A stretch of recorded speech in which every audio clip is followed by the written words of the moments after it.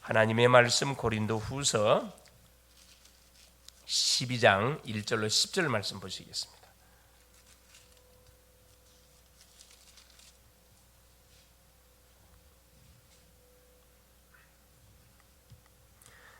무익하나마 내가 부득불 자랑하노니 주의 환상과 계시를 말하리라.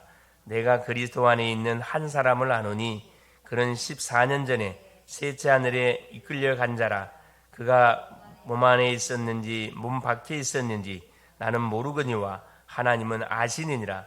내가 이런 사람을 아노니 그가 몸 안에 있었는지 몸 밖에 있었는지 나는 모르거니와 하나님은 아시느니라. 그가 낙원으로 이끌려가서 말로 표현할 수 없는 말을 들었으니 사람이 가히 이르지 못할 말이로다. 내가 이런 사람을 위하여 자랑하겠으나 나를 위하여는 약한 것들 외에 자랑하지 아니하리라. 내가 만일 자랑하고자 하여도 어리석은 자가 되지 아니할 것은 내가 참말을 함이라. 그러나 누가 나를 보는 바와 내게 듣는 바에 지나치게 생각할까 두려워하여 그만두노라. 여러 계시를 받은 것이 지극히 크므로 너무 자만하지 않게 하시려고 내 육체에 가시 곧 사탄의 사자를 주셨으니 이는 나를 쳐서 너무 자만하지 않게 하려 하심이라. 이것이 내게서 떠나가게 하기 위하여 내가 3번 주께 간구하였더니 나에게 이르시기를 내 은혜가 내게 족하도다. 이는 내 능력이 약한 데서 온전하여짐이라 하신지라. 그러므로 도리어 크게 기뻐함으로 나의 여러 약한 것들에 대하여 자랑하리니 이는 그리스도의 능력이 내게 머물게 하려 함이라.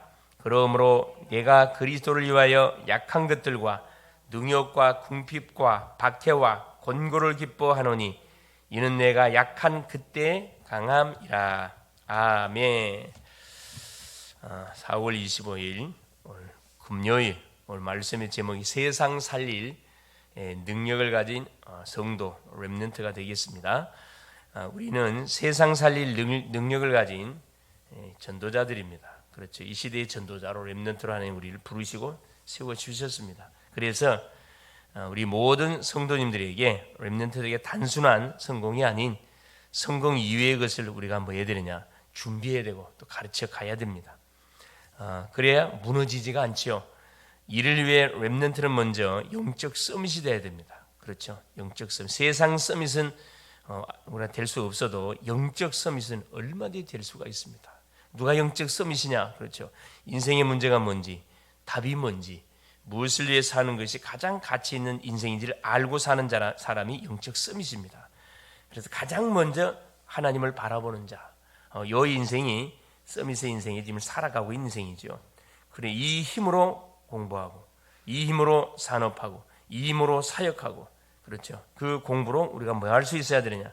세계의 복음화를 해야 한다는 것을 우리가 반드시 알아야 되고, 이 부분들을 계속해서 직접적으로 간접적으로 가르쳐 줘야 되겠지요.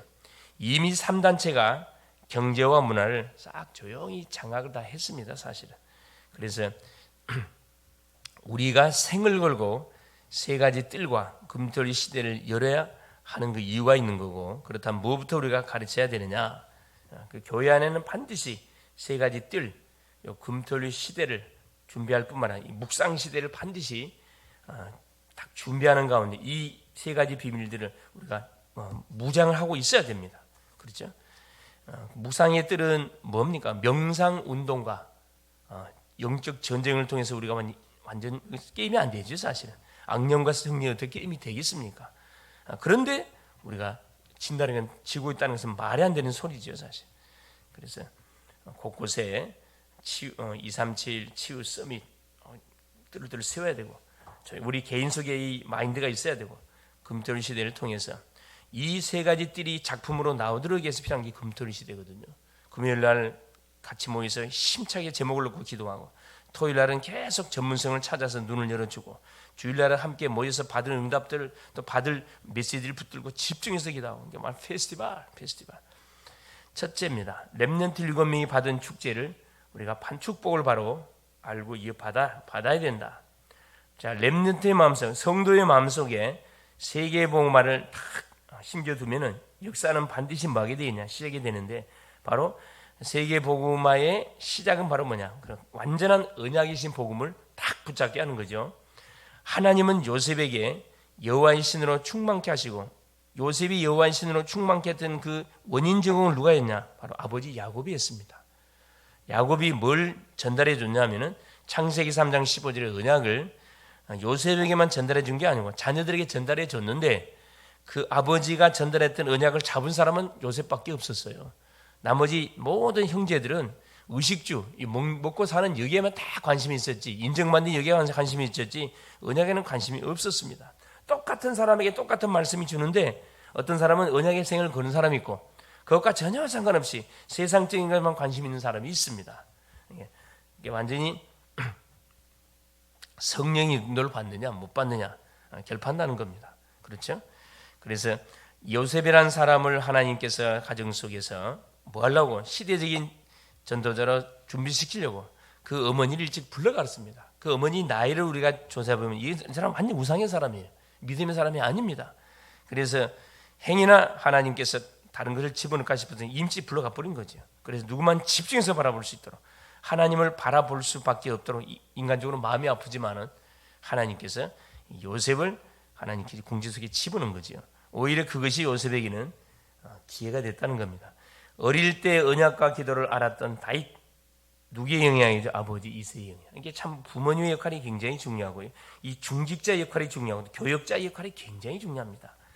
그러는 가운데 두고 시대적인 많은 선지자였던 우리 사무엘을 만나가지고, 그렇죠, 시대의 문제가 뭔지 알고 하나님의 소원이 뭔지가 정확하게 전달이 된 거죠. 바로 언약궤를 모시는 성전 건축. 이게 바로 사무엘 선지자가 다윗에게 줬던 미션이었습니다. 그걸 다윗은 딱 잡았거든요. 그리고 결국 그 언약을 성취시켰잖아요. 골리앗을 결국은 막아냈고, 청소년 시절에는 막아냈고, 그렇죠, 결국은 이스라엘 위기 가운데서 완전히 건져내서 그걸로 끝나지 않고 아예 성전 건축을 다 세팅, 준비를 다 했습니다. 그리고 요소요소의 일천망대, 우리식으로 하면 눈에 보이지 않는 교회를 쫙 깔아버렸어요. 예. 그래서 다윗 시대가 가장 그 이스라엘 나라가 완전히 부흥했던 시대, 그 주변 나라들이 거의 뭐 완전히 복속이 다 될 만큼 준비들을 다 해버렸죠. 물론 그 아들 솔로몬에 이어가지고 결국은 잘 나가다가 솔로몬에 의해서 완전히 그냥 나라가 반토막이 나버렸습니다. 원인이 뭐냐? 언약의 흐름을 놓쳐버리니까. 그렇죠. 언약의 흐름을 놓치고 우상 속에 완전히 잡혀버리니까.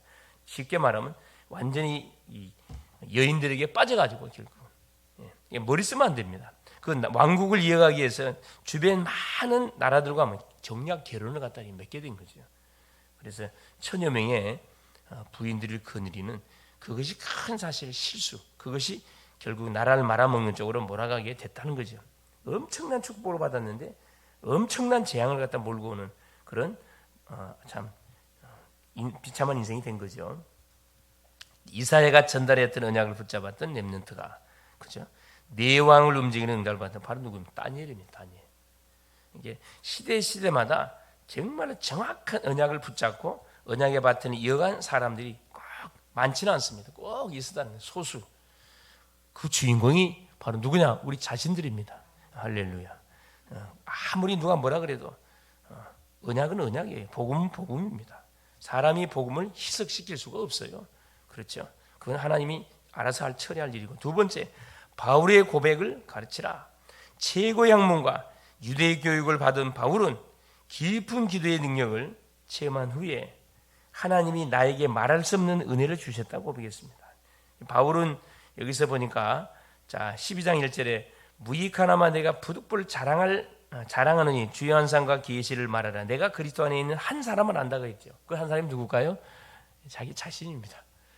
자기 자신이 삼층천, 하나님이 계시는 삼층천에 딱 올라가서 하나님과 직접 대면했고 엄청난 그 비밀을 봤는데 말하지 않았어요. 낙원에 올라갔다고 했는데 말하지 않았다고 했습니다. 왜냐? 행위나 바울을 어떻게 볼까 싶으면 너무나 쉽게 세울까 싶어가지고 바울은 그것을 절제한다고 이야기했거든요. 하나님 쓸 수밖에 없는 이유가 있는 거죠. 그래서 말할 수 없는 은혜를 하나님 주셨다, 이 고백을 하고 있는 겁니다. 그렇죠.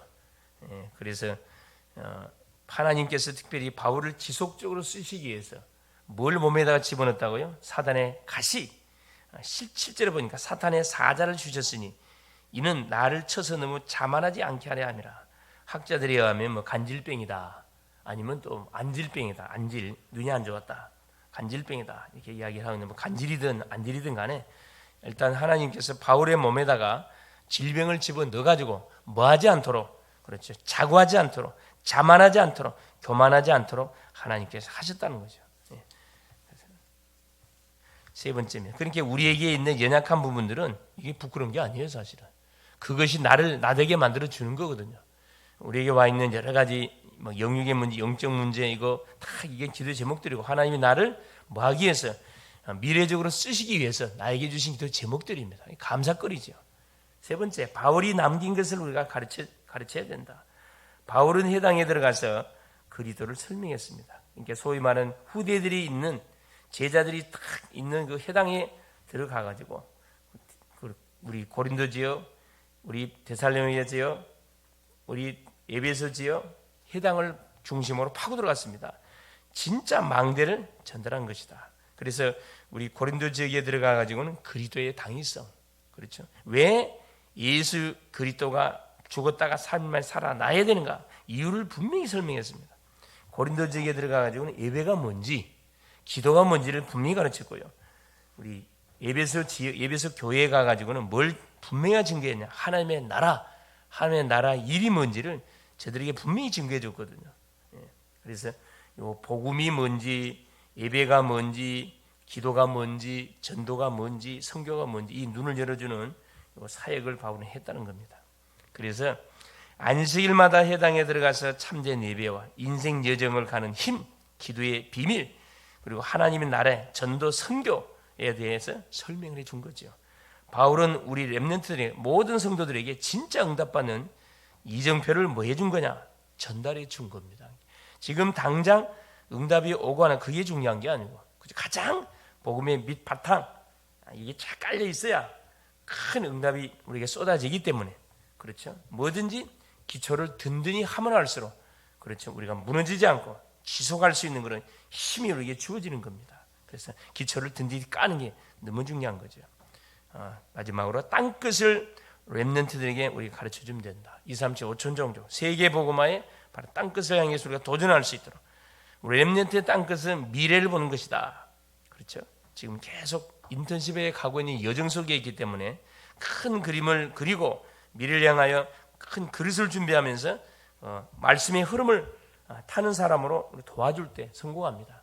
말씀의 흐름을 안 타면 어떤 똑똑한 인생을 하나 쓸 수가 없어요. 흐름에서 비켜나가도록 사단이가 계속 방해 공작을 펴는데 거기에 걸려들면은 그 나만 바보지, 나만 당하는 거죠.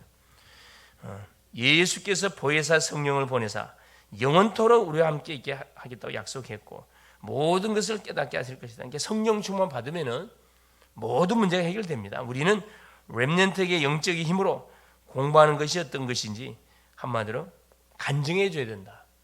그래서 영적 힘을 공급을 받고 공부하고, 영적 힘을 공급받고 직장 다니고 산업하고 사역하게 되면 지치지 않습니다. 이걸 놓치고 우선순위가 바뀌어버리니까 지쳐버리잖아요. 대부분 사람들이 어떻게 하죠? 공부하면서 기도해요. 틀렸어요. 기도하면서 공부해야 되는데 공부하면서 기도하고, 그렇죠? 그래서 항상 첫 시간을 주님과 함께.